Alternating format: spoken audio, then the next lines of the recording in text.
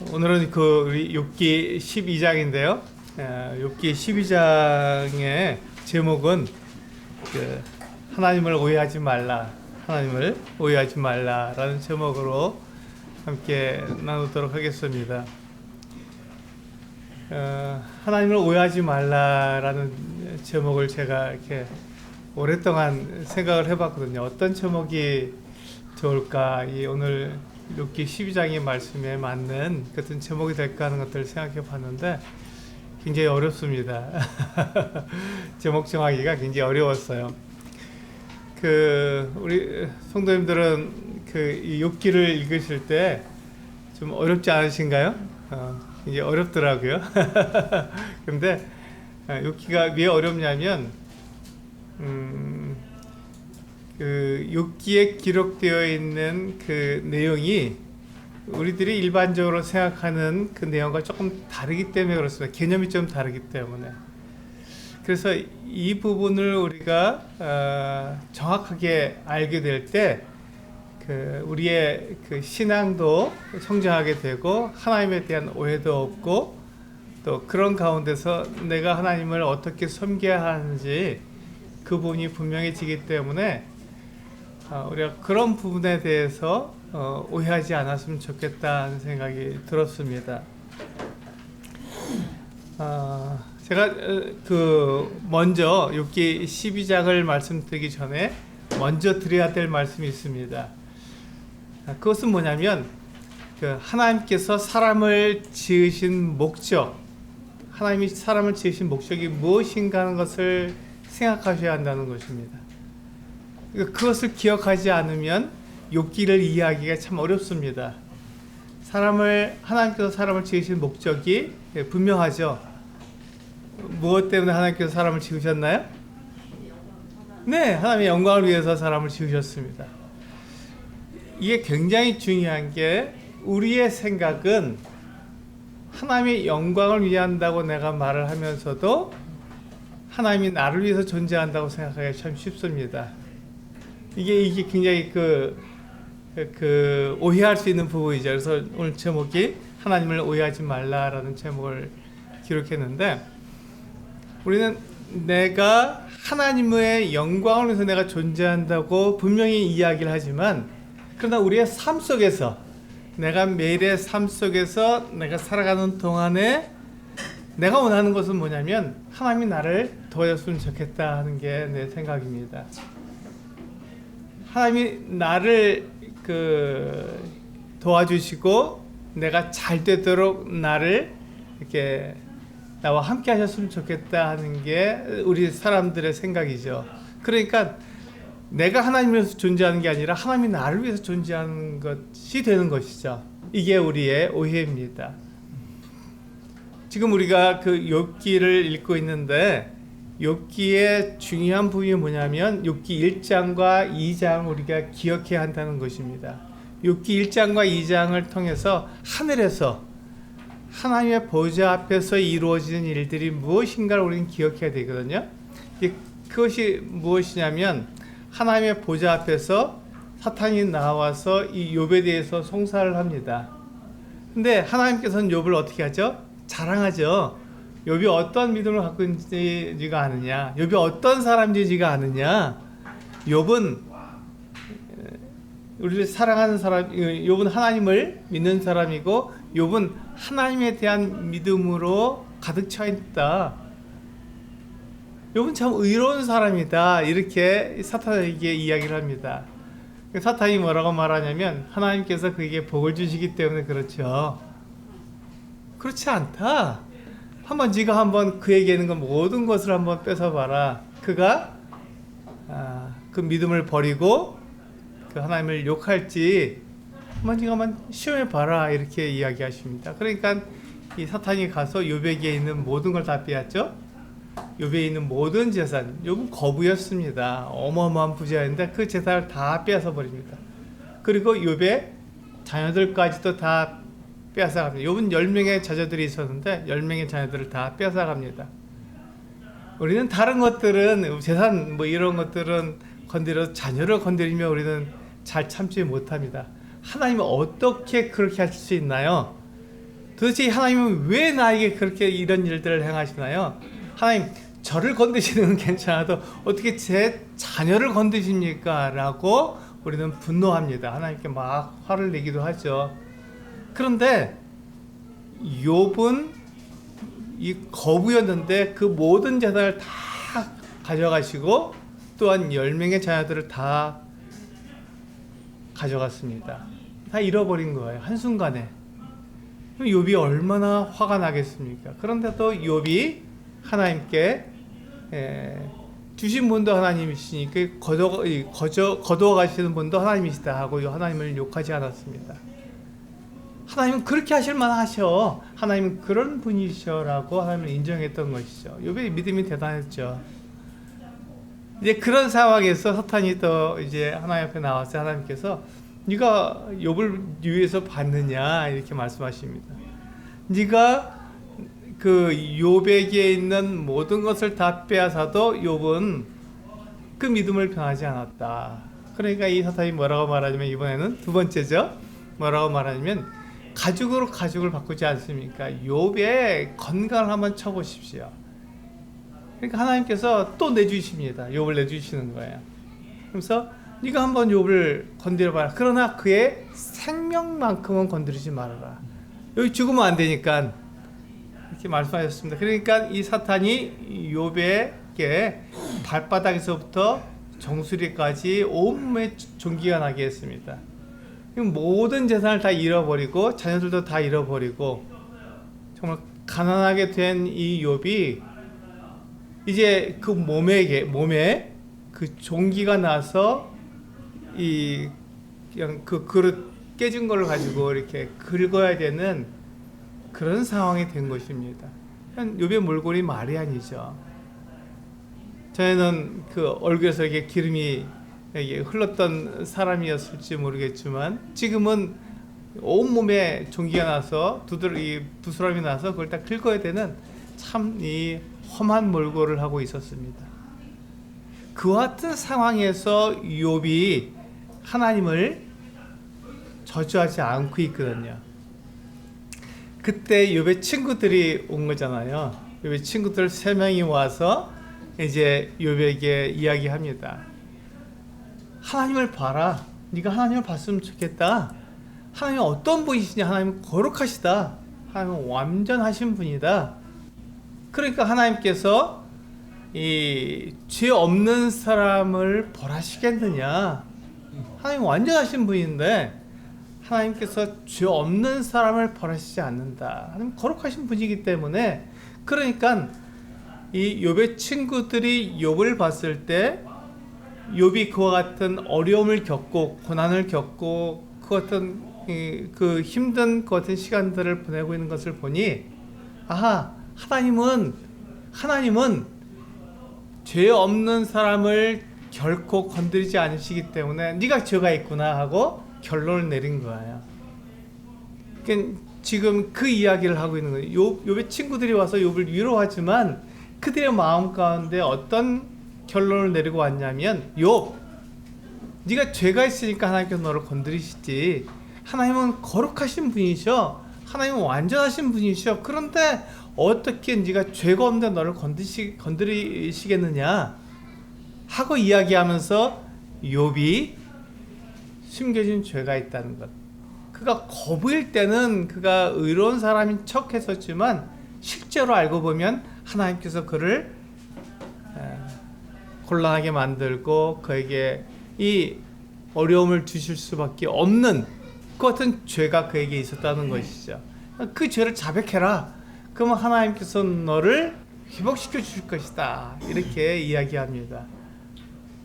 근데 욥의 입장에서 보면요, 여기 참 답답한 게 욥은 잘못한 적이 없습니다. 죄를 지은 적이 없거든요. 근데 하나님은 거룩하신 분이세요. 근데 욥이 아는 것은 무엇이냐면 자기가 죄를 짓지 않았다는 것은 분명히 알고 있습니다. 그러니까 내가 죄를 짓지 않았는데 나에게 지금 이 같은 어려움과 이 환란이 왔다는 것을 이해할 수 없는 거예요. 왜 내가 하나님 앞에 그렇게 거룩하게 온전하게 살았는데 하나님 나에게 이와 같은 어려움 주신 이유가 무엇입니까? 라고 하나님에 대해서 원망하고 있는 것입니다. 그러니까 이게 지금 이 욥의 친구들도 하나님을 오해한 것이고 욥도 하나님을 오해한 것입니다. 그래서 하나님을 오해하지 말라라는 제목을 붙이게 된 것이거든요. 욥의 친구들도 하나님을 오해했고 욥도 하나님을 오해했습니다. 왜냐하면 자기가 죄가 없는데 왜 나에게 어떤 어려움을 주냐고 그가 하나님께서 원망했기 때문에 그렇습니다. 그런데 그것을 욥의 관점이나 욥의 친구들의 관점이 아니라 누구에게 가냐면 하나님의 관점으로 가야 되거든요. 하나님의 관점에서 봤을 때 이것은 지금 욥을 어렵게 하는 게 아니잖아요. 욥을 지금 자랑하고 계시잖아요. 욥의 믿음을 하나님께서 믿고 계시잖아요. 욥 네가 얼마나 의로운 사람인데 라고 하나님께서는 욥을 자랑하고 계시는데 욥은 그것을 알지 못하죠. 그러니까 욥이 자기가 받는 이 고난, 그 어려움만 생각했을 때 하나님을 오해한 것입니다. 하나님은 나를 위해서 존재하셔야 돼 라고 하는 이 같은 오해가 그 같은 그 하나님에 대한 잘못된 생각을 불러온 것이죠. 그 같은 생각을 불러온 것입니다. 그러니까 욥의 친구들도 그 하나님을 생각했을 때 하나님이 거룩하시고 하나님께서 결코 죄인이 아닌데도 건드리지 않는다. 이것이 하나님의 한 단면이죠. 그것은 맞는 것이지만 항상 그렇게만 하나님께서 이 세상을 운영하시는 건 아니지 않습니까? 근데 그것을 욥의 친구들이 생각하지 못했던 거예요. 하나님 그러면 하나님은 완전하시다, 거룩하시다는 것만 생각했던 것이죠. 그리고 욥도 마찬가지로 자기가 의로운데 왜 나에게 이와 같은 어려움을 주시느냐 하는 것에 대한 이해를 잘 못했던 거예요. 바로 이 부분에 있습니다. 이 부분에 있습니다. 우리가 하나님을 생각할 때 하나님이 내가 이해할 수 있는 분이어야 한다는 오해를 갖고 있습니다. 하나님이 하시는 일은 내가 다 이해할 수 있어야 돼. 하나님께서 이렇게 하시는 일들은 내가 다 이해할 수 있어야 되는 거지 라고 하는 것은 내가 오해를 가지고 있는 것이죠. 한번 생각해 보세요. 하나님이 내 생각으로 내 이해로 다 이해가 되시는 분이면 하나님은 작은 분이죠. 나보다 작은 분입니다. 하나님의 행동을 내가 다 이해할 수 있으니까요. 근데 하나님은 그런 분이 아니라는 것이죠. 나보다 훨씬 크신 분입니다. 내 생각 위에 뛰어난 분이시거든요. 그래서 모든 지각에 뛰어난 하나님의 평강이라고 얘기하지 않습니까? 이 지각이라는 게 우리의 생각을 뛰어넘는, 우리의 생각을 완전히 뛰어넘는 분이라는 것을 우리는 인정해야 되는데, 하나님을 우리는 항상 내 안에 가두려고 합니다. 내 생각 안에 가두려고 그러고 내가 다 이해할 수 있는 그 하나님이라고 우리는 생각하기가 쉬운 것이죠. 근데 하나님은 그런 분이 아닙니다. 하나님은 내가 이해할 수 있는 분이 아니라 하나님은 하나님의 그 어떤 일들을 이루어 나가시는데, 하나님이 하시는 일들을 내가 보고 하나님은 이렇게 일하시는 분이구나 하는 것을 내가 믿음으로 나가는 것이죠. 믿음이 그래서 필요한 거예요. 이거 이해가 필요한 게 아니라 하나님에 대한 믿음이 필요한 것입니다. 하나님은 어떠한 분이십니까? 성경 요한복음 17장에서 보면 하나님은 진리라고, 아버지의 말씀은 진리라고 말씀하시잖아요. 하나님께서 말씀하시는 그 말씀이 진리입니다. 하나님께서 하시는 모든 행동은 다 진리 가운데서 하시는 거거든요. 하나님은 사랑이십니다. 요한일서 4장에서 하나님은 사랑이라고 말씀하세요. 하나님께서는 사랑에 근거하지 않고 행동하시는 적이 없어요. 모든 것이 다 사랑에 근거해서 행하시는 거예요. 그런데 우리는 그것을 오해합니다. 어떻게 오냐면, 나한테 좋으면 하나님께서 참 잘하시는 것이고, 나한테 좋지 않으면 하나님 왜 이렇게 하십니까? 하나님이 잘못하시는 거 아닙니까? 라고 하나님을 원망할 수 있다는 것이죠. 그것은 내가 내가 하나님 자리에 앉아서 하나님을 판단하는 거거든요. 하나님을 하나님의 자리에 놓지 못하고 내가 하나님의 자리에 앉아서 하나님께서 나를 위해서 행하시는지 그렇지 않은지를 내가 판단하는 것입니다. 그래서 하나님의 모든 말씀과 하나님의 모든 행동하시는 것들을 내가 이해할 수 있어야 되는 거예요. 그래야 하나님을 내가 믿어드릴 수 있는 것이죠. 그런데 하나님께서 뭐라고 말씀하시면 그렇지 않다. 내가 하는 모든 말은 내가 진리 가운데 하는 말이고 내가 하는 모든 행동은 사랑 가운데 하는 것이다. 그러니까 내가 하는 것을 네가 이해하지 못해도 너는 나를 믿어야 한다. 나를 의지해야 되고 내가 하는 것이 옳다는 것을 믿어야 한다라고 말씀하시는 것입니다. 이게 우리가 오늘 그 욥기 12장을 통해서 우리가 알아야 되는 하나님의 속성입니다. 하나님의 어떠하심을 우리가 알아야 되는 부분이죠. 우리 한번 읽어볼까요? 욥기 12장 1절과 2절을 한번 읽어보겠습니다. 네, 시작. 욥이 대답하여 이르되 너희만 참으로 백성이로구나. 너희가 죽으면 지혜도 죽겠구나. 여기 보시면 욥의 친구들에게 이와 같이 말을 하고 있는 것입니다. 너희만 사람이구나. 너희만 백성이구나. 너희만 지혜가 있구나. 이렇게 얘기하는 거죠. 왜냐하면 그들이 마치 그렇게 이야기하니까. 자기들만 지혜가 있는 것처럼 이야기하니까. 자기들만 하나님을 정확하게 안다고 이야기하니까 너희만 사람이구나. 너희만 백성이구나. 너희가 죽으면 지혜도 죽겠구나. 사라지겠구나. 이렇게 얘기하는 거예요. 그러면서 3절에서 뭐라고 얘기하냐면 나도 너희같이 생각이 있어 너희만 못지 아니하니 그 같은 일을 누가 알지 못하겠느냐. 그러니까 지금 욥의 친구들이 하나님에 대해서 말하는 것은 옳지 않지 옳은 것들입니다. 맞는 거예요. 그건 다 안다. 그런데 하나님께서 그렇게만 일하시느냐? 그렇지 않다는 거예요. 우린 그것을 알아야 됩니다. 우린 그것을 잘 알고 있거든. 사실은 잘 알고 있는데 그걸 내 이해 가운데 하나님을 두려워하니까 자꾸 그것을 없애버리는 거예요. 마치 하나님 그렇게 행동하지 않으시는 것처럼 생각하는 거예요. 한번 볼까요? 그래서 욥은 어떻게 말을 했냐면 4절에서는 자기가 의로운 자인데도 이와 같은 어려움을 당하고 있다는 것을 이야기하고 있고 우리 6절 같이 한번 읽어볼까요? 6절이 핵심입니다. 12장에 우리가 이해할 수 있도록 우리에게 알려주는 핵심입니다. 같이 한번 읽어보겠습니다. 시작. 강도의 장막은 형통하고 하나님을 진노하게 하는 자는 평안하니 하나님이 그의 손에 구이 주심이니라. 여기 보세요.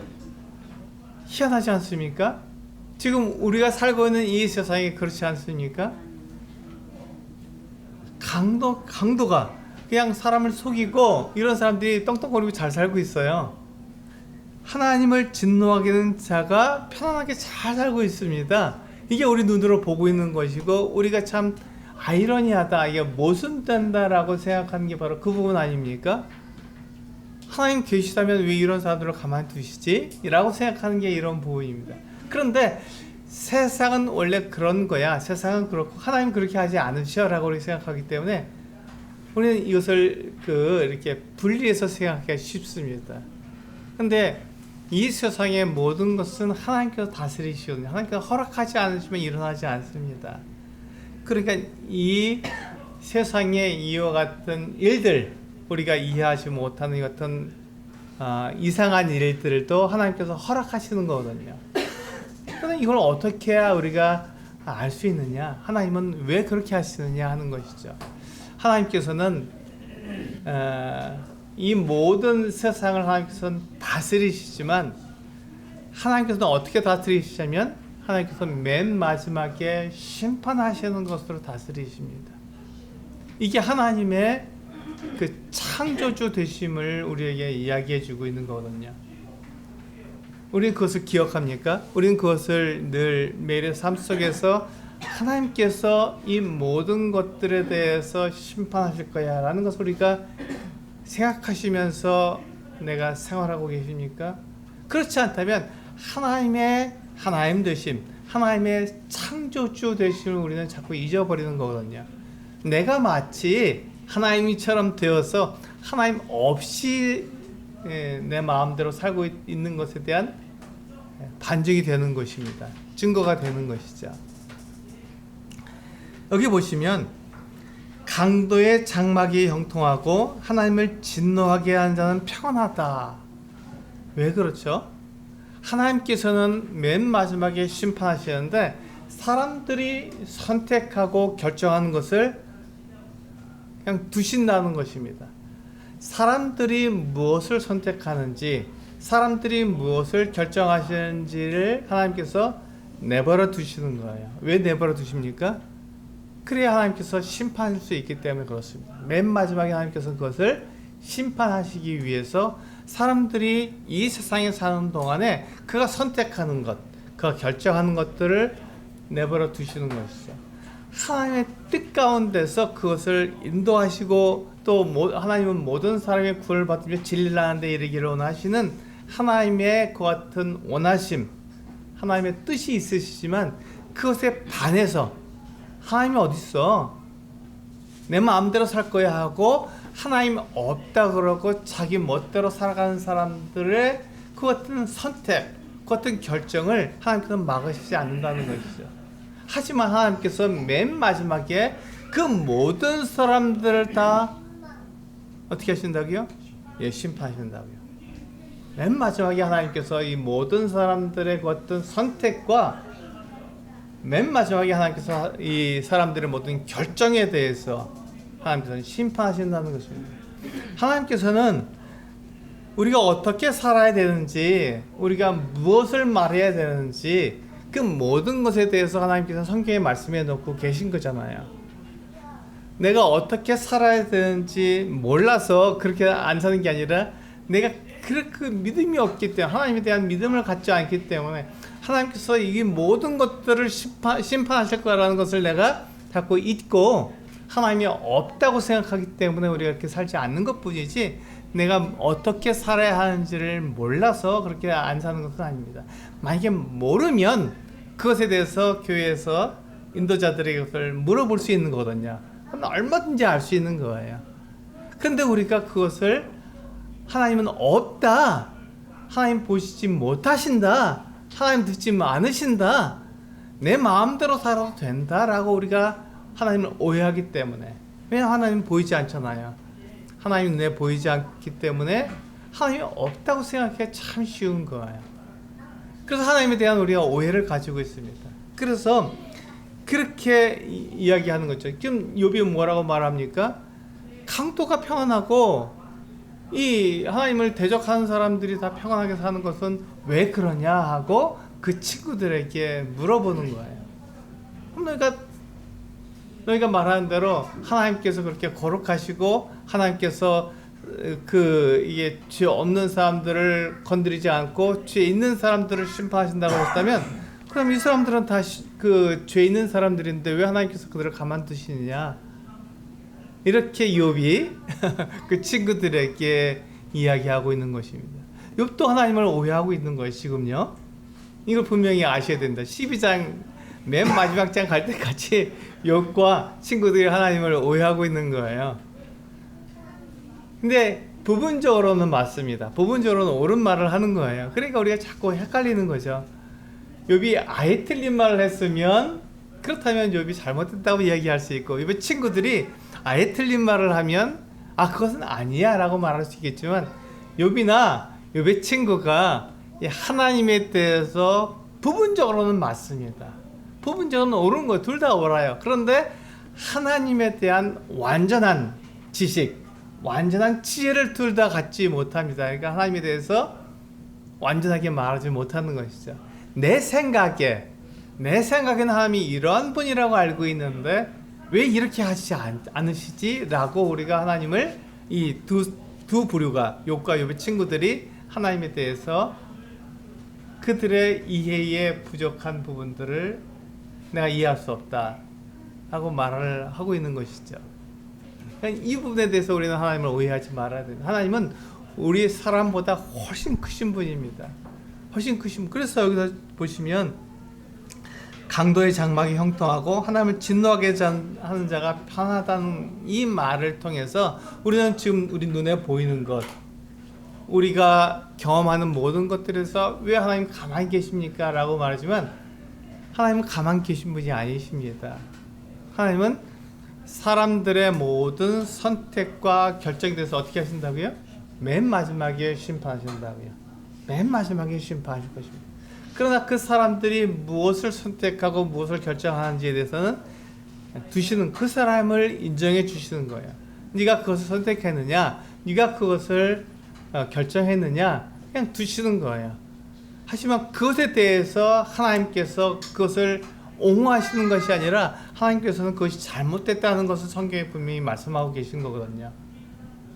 성경에서는 그것이 잘못됐다, 그렇게 하는 것이 아니다 라고 말씀하고 계세요.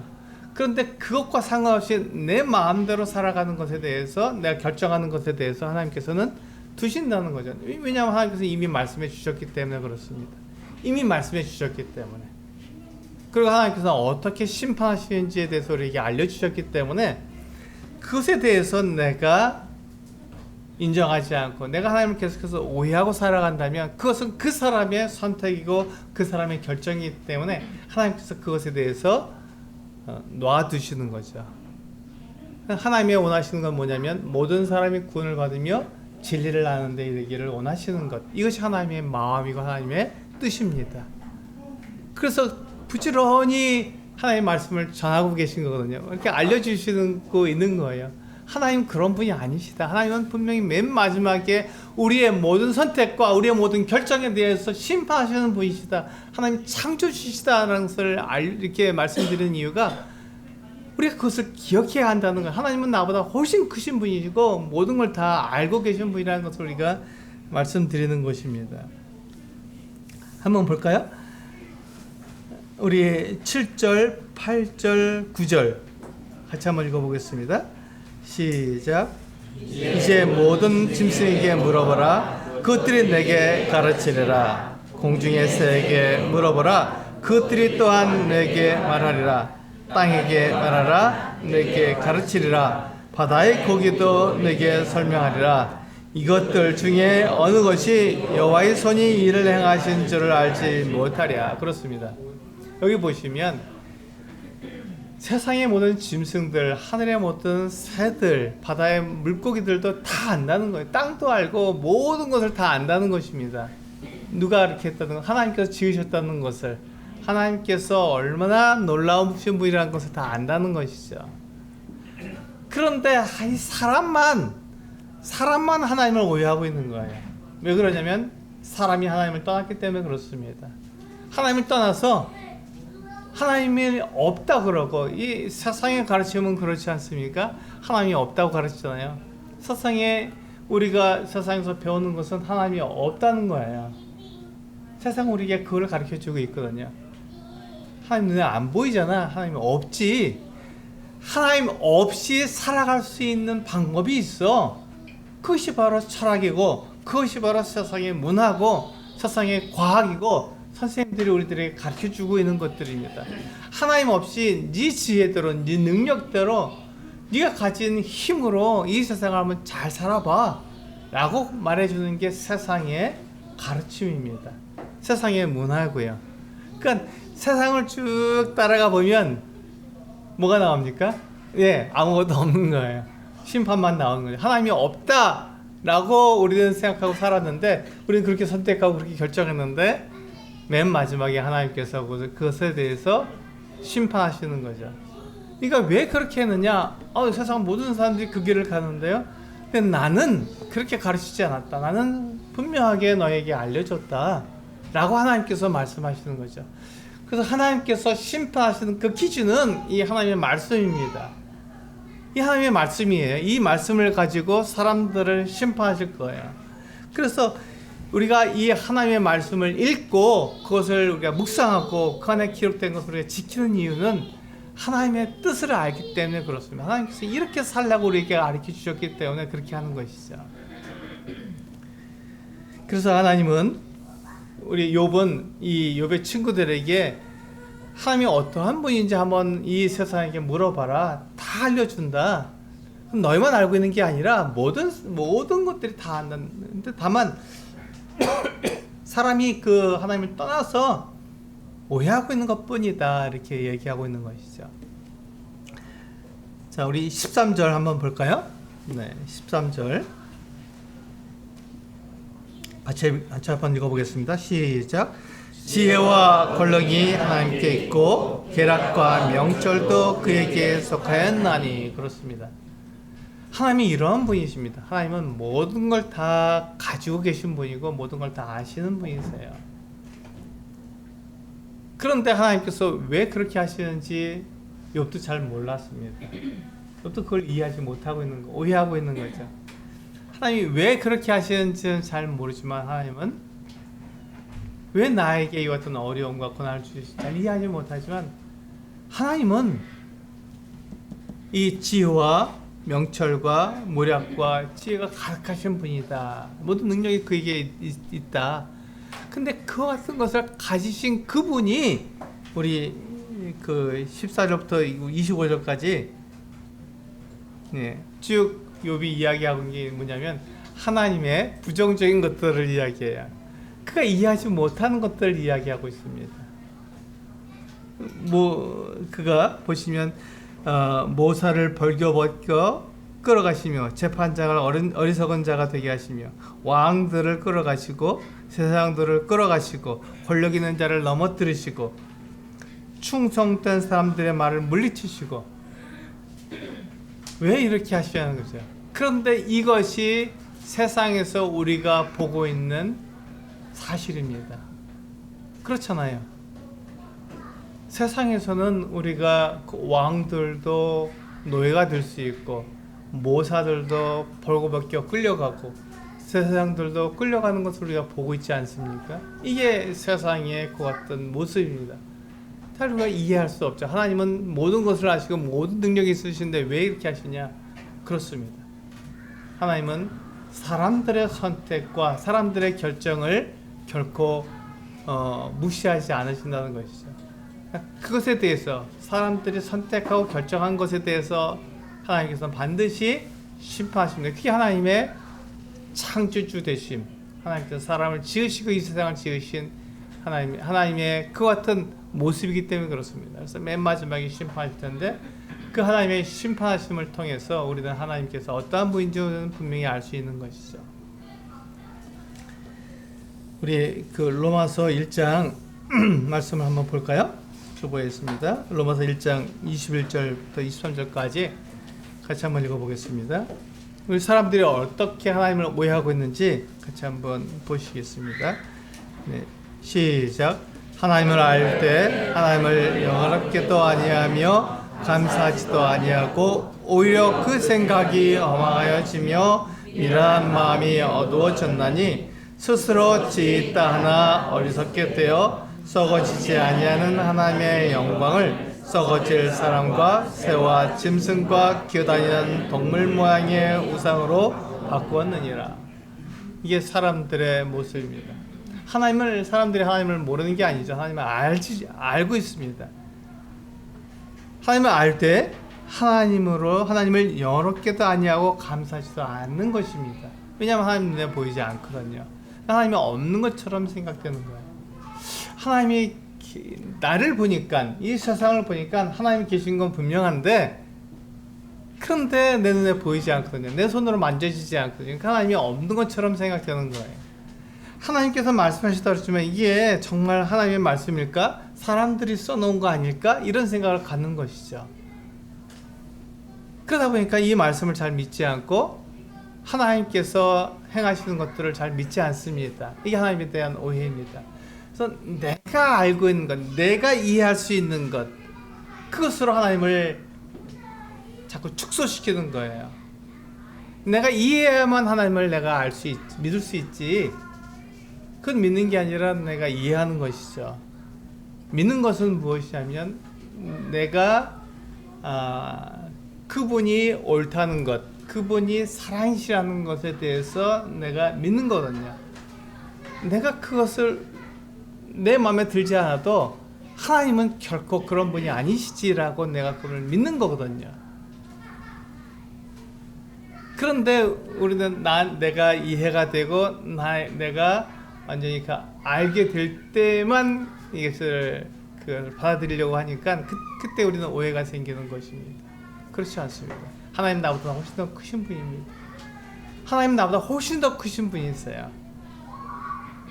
그러니까 내가 내 이해로 내 생각에 하나님을 넣을 수가 없는 것입니다. 오히려 내가 하나님의 행하심을 보고 그분에게 내가 나아가는 것이죠. 성경은 우리에게 그것을 말씀하고 있습니다. 하나님께서는 결코 거짓이 없고 하나님께서 맹세하신 것은 반드시 지키시는 분이다 하는 것을 우리에게 알려주고 있는 것이거든요. 내가 이해할 수 없는 것이죠. 그러나 하나님은 내 이해를 뛰어넘는 분이라는 것을 말씀해 주고 있습니다. 우리 시편 111편 10절 말씀을 같이 한번 읽고 마치도록 하겠습니다. 시편 111편 10절입니다. 시작. 여호와를 경외함이 지혜의 근본이라 그의 계명을 지키는 자는 다 훌륭한 지각을 가진 자이니 여호와를 찬양함이 영원히 계속되리로다. 여호와를 경외함이 지혜의 근본입니다. 하나님을 두려워하는 것이 우리의 지혜의 근본입니다. 하나님을 두려워하지 않고 하나님이 나보다 크시다는 것을 인정하지 않고 내가 하나님을 이해할 수 있어야 돼. 하나님은 내가 나를 위해서 하나님 존재하시는 분이야 라고 생각할 때 우리는 하나님을 오해하고 있는 것이죠. 내가 하나님을 위해서 만들어졌습니다. 하나님의 영광을 위해서 내가 만들어졌고 나는 하나님의 영광을 위해서 내가 존재하는 그 같은 사람입니다. 내가 하나님을 위해서 존재하는 것이지 하나님이 나를 위해서 존재하는 것이 아니라는 것이죠. 나는 없어도 하나님은 영원히 계시는 분이십니다. 내가 없으면 이 세상이 다 끝이야 라고 생각하는 건 잘못인 것이죠. 그게 바로 이 세상이 우리들에게 가르쳐주는 것입니다. 네가 중요해, 네가 최고야, 네가 하나님이야, 네가 하나님보다 더 뛰어나 라고 가르쳐주는 게 세상입니다. 세상 우리들이 그렇게 속삭여주고 있잖아요. 그런데 하나님은 그렇지 않다고 말씀하시죠. 너는 하나님을 위해서 존재하는 거야. 하나님이 이 세상을 다스리는데 너를 사용하시는 것뿐이야. 네가 사용되는 것은 하나님의 은혜지. 그렇게 우리의 생각을 바꿔놓으십니다. 그래서 바울도 그렇게 얘기하지 않습니까? 나의 나된 것은 하나님의 은혜다. 내가 이렇게 하나님의 말씀을 전할 수 있는 것도 하나님의 은혜다. 어떻게 나 같은 자를 사용하시느냐 이렇게 이야기하고 있는 것. 그것이 바로 이 바울이 하나님을 올바르게 이해한 것입니다. 하나님이 나를 위해서 존재하는 것이 아니라 내가 하나님을 위해서 존재한다는 것. 이것을 우리는 잊지 말아야 합니다. 그래서 내가 원하는 대로 내가 기뻐하는 대로 하나님이 나를 도와주셔야 된다고 생각하는 것은 오산입니다. 그것은 오해하는 거예요. 하나님이 나를 어떻게 사용하시든지 내가 하나님을 믿으며 하나님은 결코 진리 가운데서 행하시고 사랑 가운데 행하시기 때문에 그분이 어떻게 행동하시든지 어떤 말씀하시든지 하나님은 항상 옳으신 분이야 라고 내가 그분의 그 같은 속성을 내가 인정하고 그것을 믿고 그러고 나아갔을 때 하나님은 나에게서 그것을 이루어 주시는 것이죠. 하나님은 하나님의 일을 하시는 것입니다. 그때 내가 하나님의 그 같은 은혜 가운데서 내가 사용되는 것 뿐이지 나를 위해서 하나님이 존재하신 것은 아니라는 것, 이것이 분명한 것이죠. 그래서 우리 욥기를 읽을 때 바로 그 부분을 오해하지 말아야 합니다. 하나님이 내가 하나님을 위해서 존재한다는 것을 우리 잊지 말아야 하는 것이죠. 그런데 욥이나 욥의 친구들이나 계속 그 부분을 오해하고 있는 거예요. 내가 이해해야 한다라고 오해하고 있는 것이죠.